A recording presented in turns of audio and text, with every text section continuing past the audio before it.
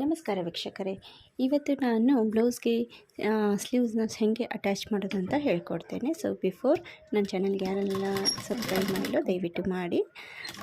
ಇವಾಗ ನಾನು ಸೆಂಟರ್ ಪಾಯಿಂಟ್ನ ಇಟ್ಕೊಂಡ್ಬಿಟ್ಟು ಸ್ಲೀವ್ಸದ್ದು ಹಾಗೆ ಶೋಲ್ಡರ್ಗೆ ಅಟ್ಯಾಚ್ ಮಾಡಿಬಿಟ್ಟು ಸರಿಯಾದ ಕ್ರಮದಲ್ಲಿ ನಾವೇನು ಆರ್ಮನ್ನು ಹಾಕೊಂಡಿರ್ತೇವೋ ಅದೇ ಶೇಪ್ನಲ್ಲಿ ಸ್ವಲ್ಪ ಅರ್ಧ ಇಂಚು ಇಲ್ಲಾಂದರೆ 1/4 ಇಂಚು ಅಷ್ಟು ನಾವೇನು ಹಾಕಬೇಕು, ಸ್ಟಿಚನ್ನು ಹಾಕಬೇಕಾಗುತ್ತೆ. ಆ ಸ್ಟಿಚಸ್ ಪ್ರಕಾರನೇ ನಾವು ಅಡ್ಜಸ್ಟ್ಮೆಂಟ್ ಮಾಡ್ಕೊಳ್ತಾ ಹೋಗ್ತೀವಿ.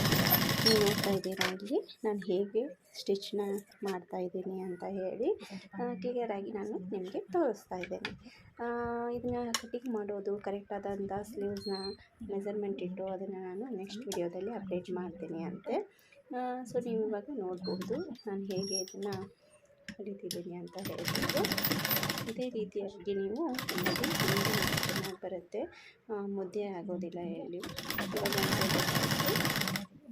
ನಾನು ಏನು ಮಾಡ್ತೀನಿ ಅಂತ ಅಂದರೆ ನೆಕ್ಸ್ಟ್ ಸೈಡದ್ದು ಹೇಗೆ ಬಳಸಿ ತೋರಿಸಿದೆ ನಾನು ನಿಮಗೆ ಯಾವ ರೀತಿಯಾಗಿ ಹೊಲಿಬೇಕು ಅಂತ ಹೇಳಿಬಿಟ್ಟು.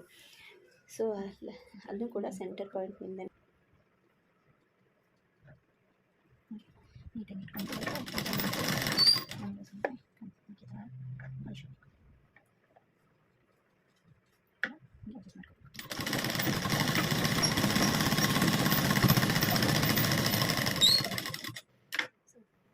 ಈ ಥರ ಬ್ಲೌಸು ಇದರ ಮೇಲಿನ ಸ್ಟಿಚ್ ಹಾಕಬೇಕು.